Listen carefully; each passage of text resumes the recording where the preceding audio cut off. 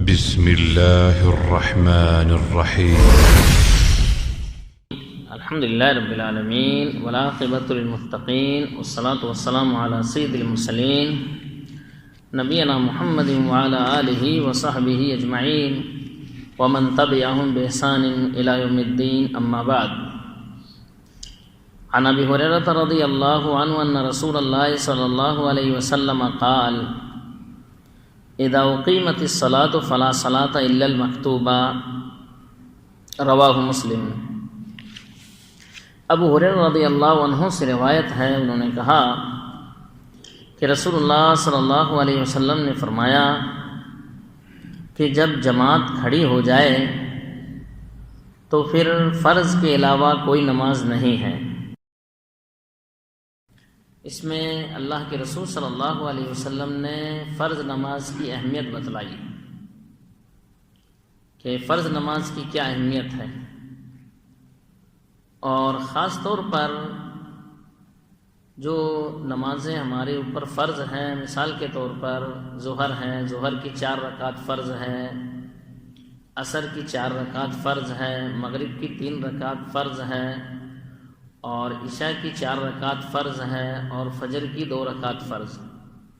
یہ جو نمازیں ہیں ان کو فرض نماز کہا جاتا ہے، اور عربی کے اندر صلاۃ مکتوبہ بھی کہتے ہیں اس کو.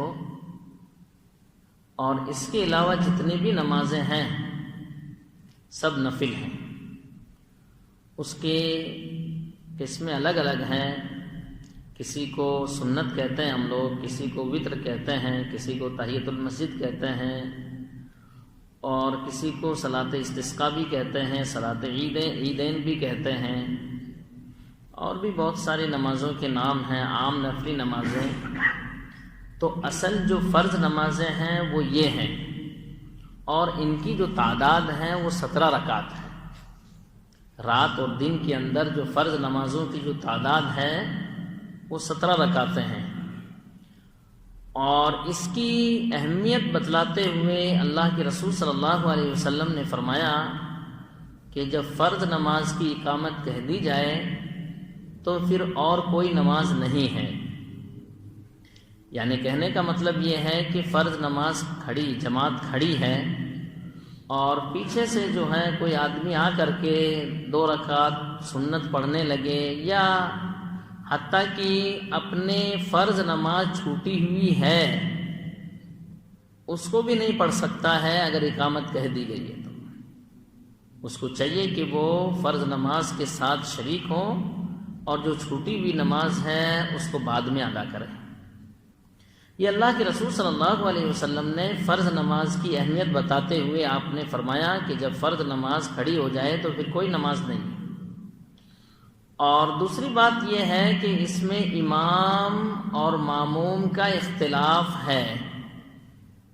امام جو ہے کبھی رکوع میں جا رہا ہے اور وہ کبھی سجدے میں جا رہا ہے، جو الگ سے اپنی 2 رکعت نماز پڑھ رہا ہے یا سنت پڑھ رہا ہے.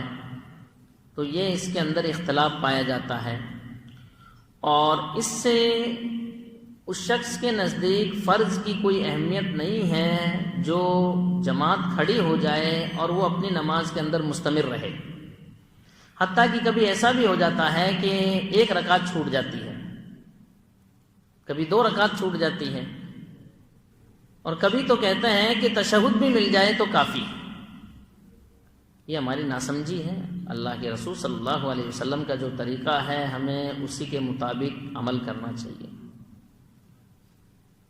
یعنی آپ کے نزدیک سنت کی زیادہ اہمیت ہے، اس کا مطلب یہ ہوا کہ تشہد میں پا گئے تو کون سا کمال کر لیے، آپ کو تو فرض نماز کا تو ثواب نہیں ملا، جماعت کا جو ثواب ہے وہ تو نہیں ملا. کیونکہ جماعت کے ثواب کے لیے اللہ کے رسول صلی اللہ علیہ وسلم نے شرط لگائی ہے، اور وہ شرط یہ ہے کہ من ادرک الرکعہ فقد ادرک الصلاۃ. جس کسی نے 1 رکعت پا لی اس نے نماز کا مقام اور اس کی جو فضیلت ہے وہ پا لیا. اب اس نے تشہد پا کر کے کون سا کمال کر لیا، سنت پڑھنے کی بنا پر اس نے جو ہے فرض نماز جو ہے وہ کھڑی تھی، امام فرض نماز پڑھا رہا تھا، اس کے باوجود جو ہے اس نے فرض نماز چھوڑ کر کے سنتوں میں مشغول رہا. تو بہتر یہ ہے کہ اگر فرض نماز کھڑی ہو جائے، اگر پہلی رکعت ہے تو آپ جو ہے اس سنت کو چھوڑ دیں، چھوڑ کر کے فرض نماز کے اندر شریک ہوں۔ دوسری رکعت ہے اور وہ بھی آخری مرحلے کے اندر ہے، مثال کے طور پر رکوع میں ہے یا سجدے میں ہے دوسری رکعت کے، تو ایسی حالت کے اندر آپ اس کو پورا کر سکتے ہیں۔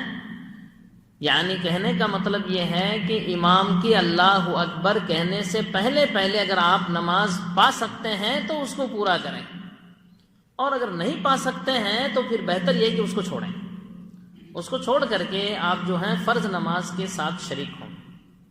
اور یہی اللہ کے رسول صلی اللہ علیہ وسلم کے اس بیان کا مفہوم ہے، اذا اقیمت الصلاۃ فلا صلاۃ الا المکتوبہ، جب جماعت کھڑی ہو جائے تو کوئی نماز نہیں۔ یعنی حدیث کیا بتلا رہی ہے کہ کوئی نماز ہو ہی نہیں رہی، پڑھ بھی رہے تو بھی نہیں ہو رہی۔ لہذا اللہ کے رسول صلی اللہ علیہ وسلم کے فرمان کے مطابق آپ نے جو فرمایا ہے ویسے ہی ہمیں عمل کرنا ہے۔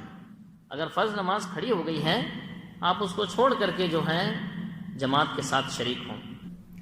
اللہ رب العالمین سے دعا ہے کہ اللہ رب العالمین ہمیں دین کی سمجھ دے، اور اللہ رب العالمین ہمیں ایمان و عمل کی توفیق عطا فرمائے۔